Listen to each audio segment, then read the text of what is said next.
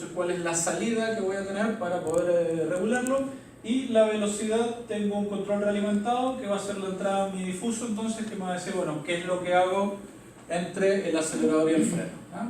Entre la velocidad que busco, la trayectoria, cómo voy a fusificar esa relación, ¿ya? Entonces, bueno, ahí hay más detalles. Después les voy a mandar un detalle de la presentación, unos PDF con estas láminas también, ¿no? Entonces ahí están las fusificaciones que se hacen de los dos conjuntos, y aquí tenemos la respuesta. Entonces tenemos el error lateral, en azul es el set point y la PV está en negro, y aquí tenemos la velocidad. No se ve mucho, es medio oscuro, pero ya, y entonces ahí vemos cómo hace los cambios tanto de velocidad como de maniobra para poder ajustarse a esta pista. Hay dos pistas. En esta tengo más curvas, tengo más pendientes. Si vemos no es un caso donde tengo solamente plano, sino que tengo la pista está con pendientes, tanto en las curvas como en las rectas, ¿ya? Y eso va a hacer que el sistema también tenga comportamientos diferentes. Porque si yo solamente estoy viendo las laterales, que es lo que está viendo, pero no estoy viendo, pero el auto no es lo mismo que yo esté a 1 centímetro de la berma derecha si estoy en un plano, que a 1 centímetro de la berma derecha si yo estoy con un ángulo contrario que va a hacer que mi auto tienda a caerse hacia ese lado. Tendría que responder de forma diferente. Bueno, el Fusi va haciendo eso, ahí tenemos algún poquito de sobrereacción, ¿no? Pero en general, si comparáramos los dos, se ve de que hay un poco mejor de comportamiento de este vehículo. Ahí hay otra pista distinta de este vehículo respecto de los anteriores, ¿no? Me voy a saltar un poquito esto para que podamos avanzar. Yo creo que el ejemplo ya se entendió. Y sí, bueno, y ahora con MPC, ¿cómo puedo controlar? Acá tengo el horizonte de, aquí tengo mi predicción. El medio, que es el amarillo, es hacia donde yo quiero llevar el auto, siempre la mitad de la pista. Y en verde es lo que está prediciendo. Entonces vemos que en algunos momentos, en las rectas sobre todo, la predicción es muy buena, pero en las curvas hay un desfase entre, el error es mayor, entre la trayectoria y lo que yo predigo que va a ser la trayectoria. Es decir, que el modelo en la parte de las curvas no logra representar tan bien la fenomenología como lo hace en las rectas, ¿no? Pero sin embargo en general se ve que tiene un comportamiento bastante bueno en general, ¿no? Cumple con su función.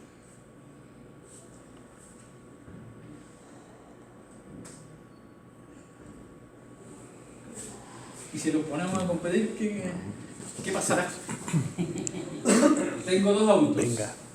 rojo y verde. El auto rojo está controlado a través de PID y el verde está controlado a través de MPC. Vean todo, vean la pista, vean todo y apuesten. ¿Quién gana? Pero buen argumento. ¿Por qué? ¿El rojo o el verde? Con un cajón. Se escucha la apuesta. Aceptamos Bitcoin. El verde. El verde, ya. ¿Tú crees que el verde? ¿Por? Porque hay líneas rectas también. Ya, porque hay líneas rectas también. Perfecto. ¿Alguien más se juega alguna? ¿El rojo? Ya para llevar la contra. Siempre en las apuestas uno tiene que estar el rojo porque hay muchas curvas. Ok. Depende del piloto. Acá el piloto está bastante bien modelado. Ya vamos a tener en consideración que el piloto, en este caso son el PID y el MPC, están bastante bien modelados los dos, están bastante bien sintonizados. Ya han aprendido todo. Los que los programaron se dedicaron, tuvieron tiempo y lo ajustaron bastante bien. Veamos qué pasa. Veamos qué pasa y veamos por qué.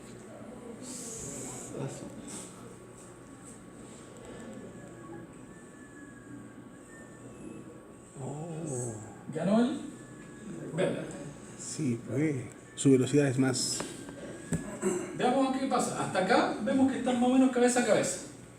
Partió recién desde acá. Están los dos más o menos cabeza a cabeza. Parte desde el sector de curva. Hasta ahí también están cabeza a cabeza. Van muy cerca.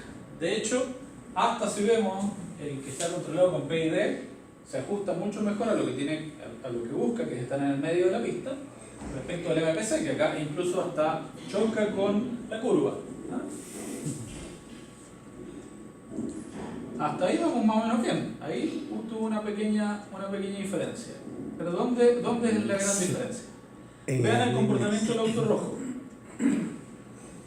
Vamos de nuevo. Vean en las rectas el comportamiento del auto rojo.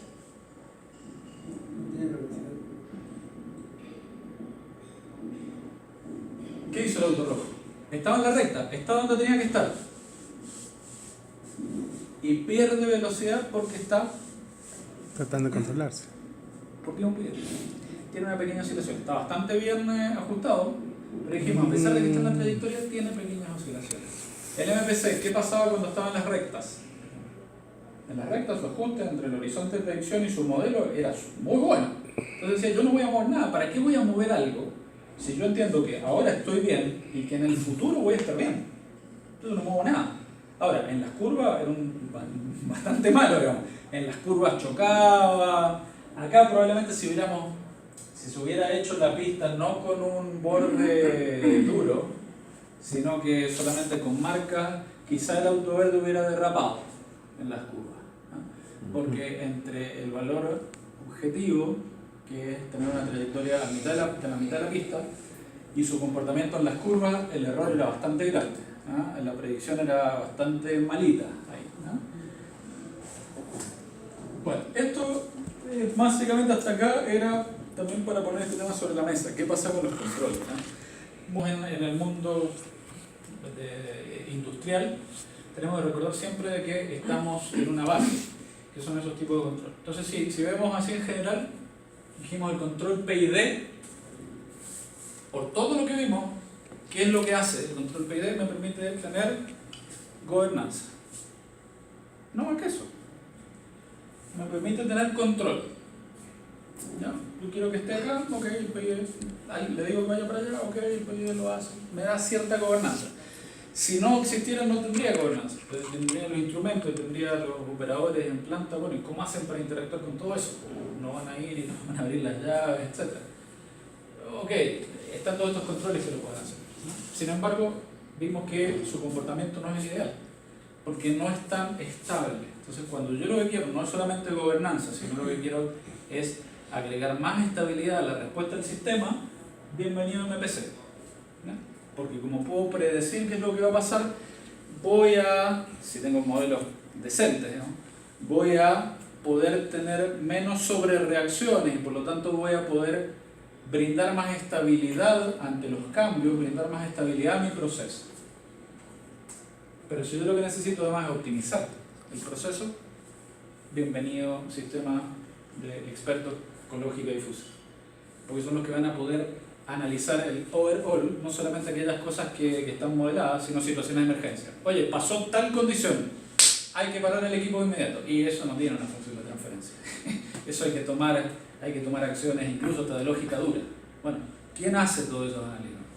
Sistema experto. El MPC, por lo que es, por cómo está construido, por su base, no es capaz. Entonces no le podemos pedir como el mago, no le podemos pedir que haga cosas, pero bueno, es imposible, por cómo está hecho, por su base, de qué se trata. Lo mismo con PID, no le podemos pedir más de lo que es, ¿no? Entonces, depende qué es lo que necesitamos hacer, es cuál es la mejor herramienta. Si necesitamos gobernanza, PID nos da gobernanza. Si necesitamos mejorar la estabilidad de la planta ante estos cambios, bienvenido a MPC, porque me va a dar una mayor estabilidad, va a ser mejor los cambios, va a disminuir las oscilaciones o las va a eliminar. Pero si yo lo que necesito es ver el control completo de la planta o controlar algo más que simplemente una variable controlada o una variable manipulada, necesito tener algo más. Bienvenido a los controles del tipo experto. Y eso es lo que se conoce como control avanzado. Los PID los dejan como controles regulatorios básicos y todo el resto es control avanzado. Y acá entramos a híbrido. Uy. ¿Qué es un sistema híbrido? La misma concepción es híbrida, es bastante difusa. A pesar de que los sistemas híbridos no son nuevos, ahora están como en boga. El machine learning y demás, pero no es nada nuevo, obviamente que todo esto viene del mundo académico mucho tiempo. Una vez que maduran, después empiezan a ver sus implementaciones, una vez que tienen ciertos grados de éxito, logran ser las vedettes del minuto. Entonces los híbridos es algo que no es nuevo para nada, pero hasta la fecha no hay un consenso de qué es un sistema híbrido. Entonces hay como dos escuelas. Hay una escuela que dice, mira, si consideramos cuál es la dinámica de esta planta o de este proceso, y resulta que en esta dinámica tenemos una mezcla entre variables que son de tiempo continuo, o variables continuas con variables que son de tiempo discreto, o variables discretas, y dentro de mi planta tengo una combinación de estas dinámicas, entonces yo considero de que estamos hablando de un sistema híbrido o de dinámica híbrida. Eso, me saco esos lentes, me pongo otros lentes de control, y la gente del mundo de control dice, mira, si no se está utilizando solamente una técnica de inteligencia artificial, sino que se combinan y trabajan en forma combinada distintas técnicas de control o de inteligencia derivadas de la inteligencia artificial, eso es considerado un sistema híbrido.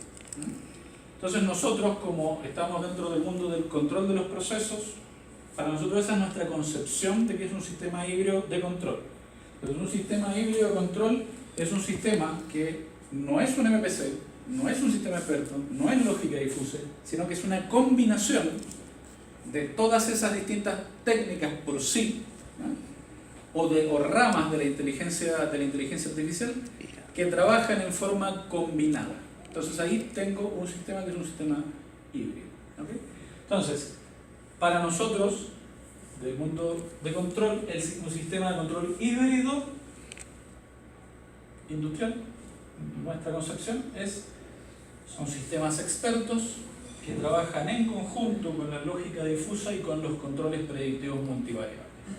¿Ah? Y todo eso es OCS Control, que es nuestra plataforma. Okay.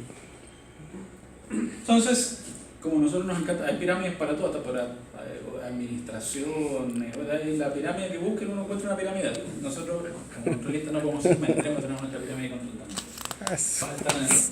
Entonces, con nuestra pirámide de control vemos que tenemos, esto no pasa en la base, ¿no? Esto es lo que nos pasa en la base. Tenemos sensores, tenemos actuadores, ¿no? Que eso es lo que tenemos en campo. ¿Y qué es lo que tenemos? Bueno, tenemos un montón de sensores, un montón de actuadores, pero sobre eso necesito gobernanza.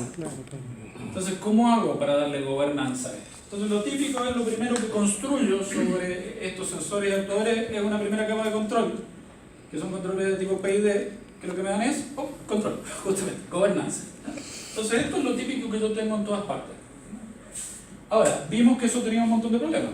O sea, no es fácil. Si yo tengo los PID y los PID, ¿cómo los sintonizo bien? Dijimos, bueno, si yo tengo una amortiguación crítica en un control derivativo, eso es fantástico. Sí, pero hay que llegar a esa variable para poder tener un sistema críticamente amortiguado. ¿Cómo hago para entender cómo hacerlo? Hay muchas formas, ¿no? Muchas formas, incluso hay técnicas manuales, donde yo excito planta, saco las gráficas, veo los tiempos de retardo, antes se hacía geométricamente eso. Nosotros como empresa, nosotros tenemos un software que antes es una empresa, de hecho es una empresa, Expertium, una empresa que compró Metsu en 2012. Y tiene un producto que se llama Plant Triage, que entre otras cosas lo que hace es justamente ayudarnos a hacer esa sintonización o el autotuning o a conectarse a planta, hacerlo sintonía, hacer simulación de cuál sería la respuesta bajo ciertos parámetros de los PID, y una vez que lo tenemos ajustado se pueden replicar esos parámetros a planta. Entonces, eso es algo que nosotros podemos hacer como empresa para ayudar a nuestros clientes a que Partan bien desde la base, ¿no? Porque si no, cualquier cosa que construya sobre esto, ¿ellos son parte de Mexo ahora? es Mexo. Lo que pasa es que por la marca era tan reconocida en la industria a nivel mundial que Mexo decidió mantener la marca. Mexo Experto. De hecho, es Powered by Expertune. Ah, ya. A pesar de que Expertune era la marca, se metió junto con el producto, porque estaba muy bien posicionado, sobre todo en oil and gas, en América del Norte, en Europa. Muy bien posicionado. Entonces, por eso se mantiene el nombre y no se le puso otro, no se rebrandeó, se remarcó. Entonces, sigue existiendo como tal, la Expertune, pero es una empresa que ya dejó de ser una empresa y es parte de Mexo. Entonces lo que dijimos, si necesitamos gobernanza, hacemos eso. Ahora, si lo que necesitamos es algo más que gobernanza, si yo lo que quiero es brindar una estabilidad adicional para que mi proceso vaya a los valores que tiene que ir de mejor manera, si yo quiero agregar estabilidad, entonces puedo agregar MPC. Si ahora yo lo que necesito es optimizar, dijimos, bueno, el MPC no es más óptimo, optimizar la trayectoria, pero no entender a dónde tiene que ir. Entonces tengo que colocar sistemas expertos, lógica difusa, eso es OCS 4D. Entonces OCS 4D, que era la nueva versión de OCS, tan nueva versión que en realidad es totalmente distinta a la anterior, es esto. Como les decía, es una plataforma híbrida, ¿no? Tiene todo combinado.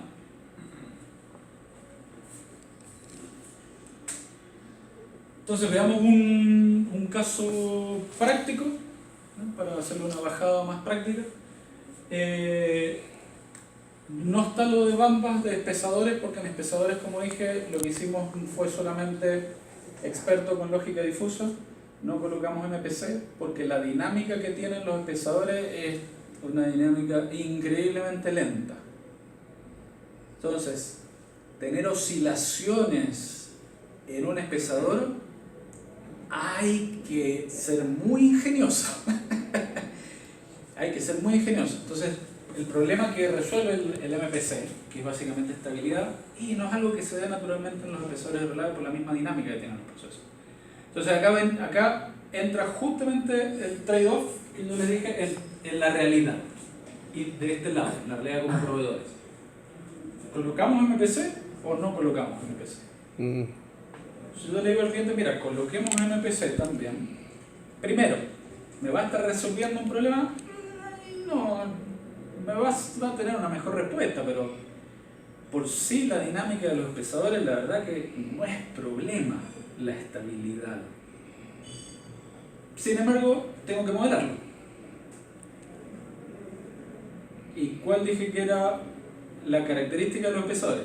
Que tiene una dinámica lenta.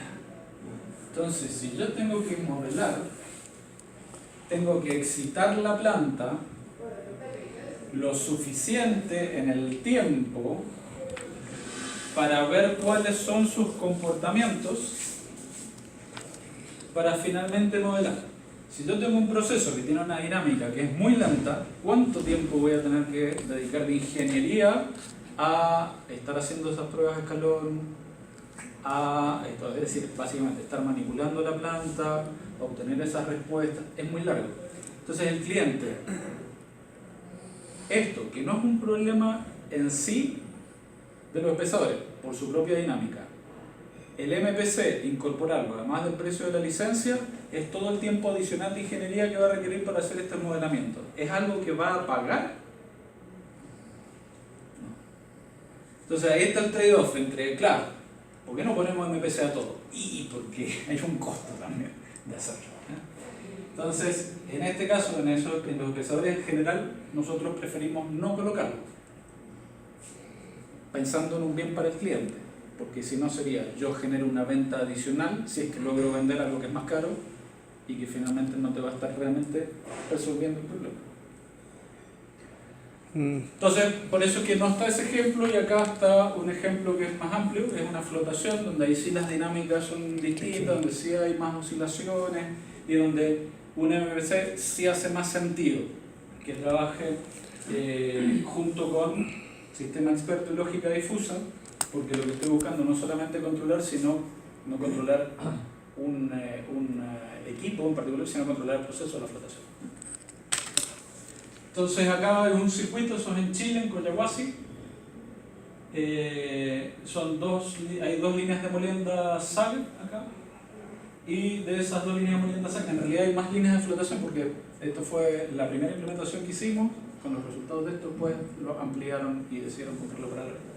Pero lo que hice hace unos minutos fue para tres líneas de flotación Raffer que tenían cada una 5 celdas, ¿no? Subaireadas, eso significa que solamente tengo disponible el nivel. No sé si ustedes conocen más de la parte de flotación o hago muy rápido para que se entienda más de qué estamos hablando. La flotación es un proceso.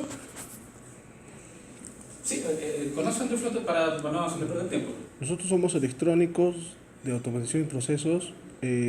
Yo tengo algo de idea, pero quisiéramos un poquito que nos expliques. Sí, ya.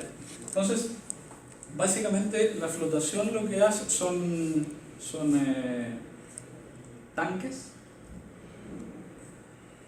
que reciben la pulpa como pulpa, es decir, el mineral ya ha sido molido por los primero chancado por los chancadores, es decir, se redujo su tamaño, después han sido molidos en los molinos para reducir aún más su tamaño.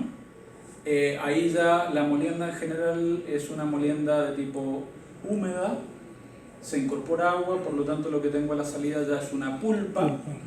Esa pulpa pasa a las baterías, a los nidos de ciclones que hablábamos anteriormente, y en los nidos de ciclones lo que se hace es una clasificación, se produce un vórtice y ahí tengo una mezcla, partículas dentro de un medio líquido, ¿no? Entonces se produce un vórtice y aquellas partículas que tienen un tamaño determinado, pequeño, de menor peso también, son expulsadas de los ciclones a través del overflow. Es un elemento, es un clasificador, ¿no?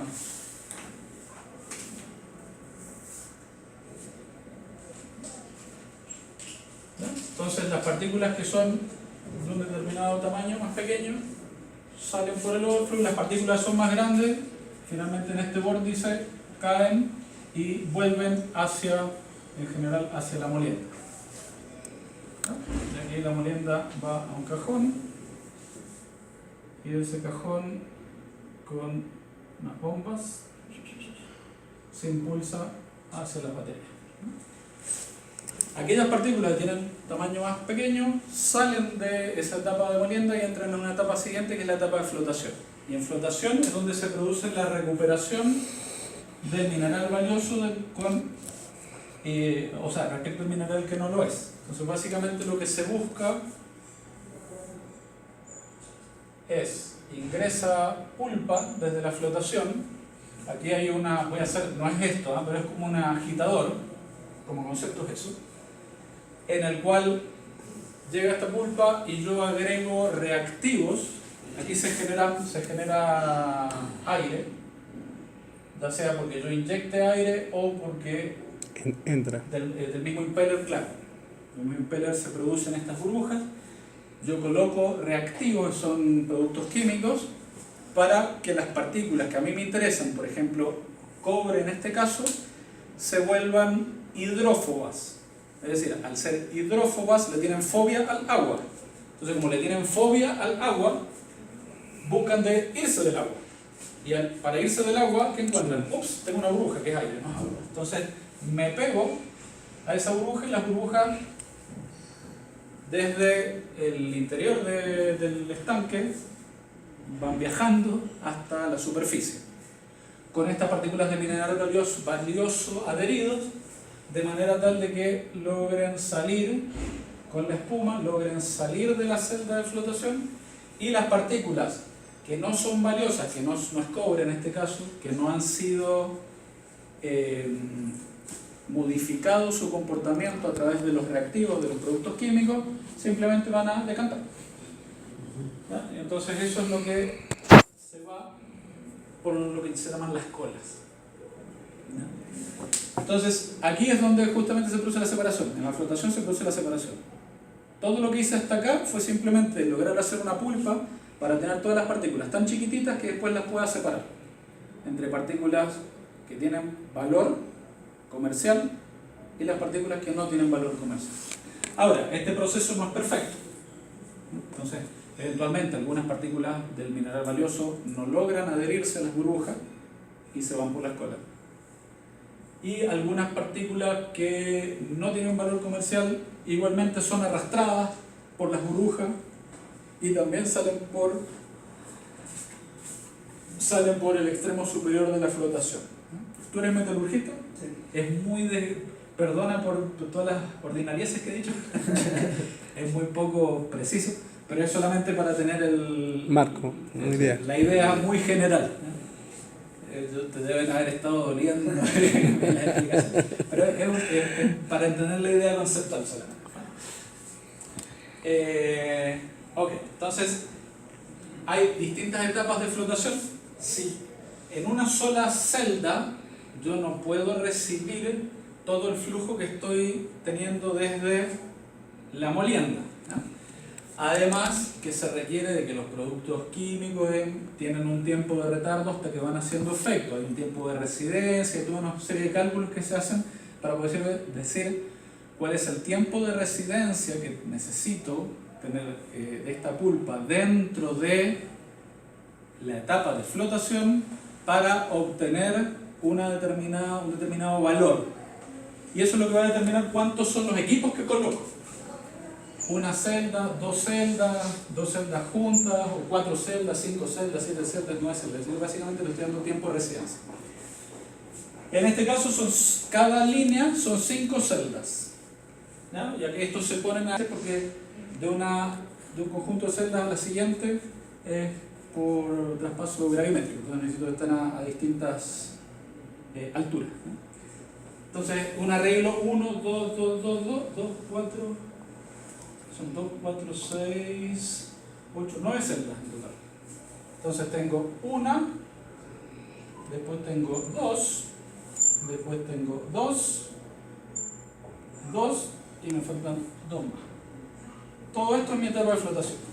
La pulpa entra por acá y después va pasando de una a otra hasta que de acá tengo la cola final, la cola compuesta cada una en realidad, y la última recuperación de la última celda, ¿no?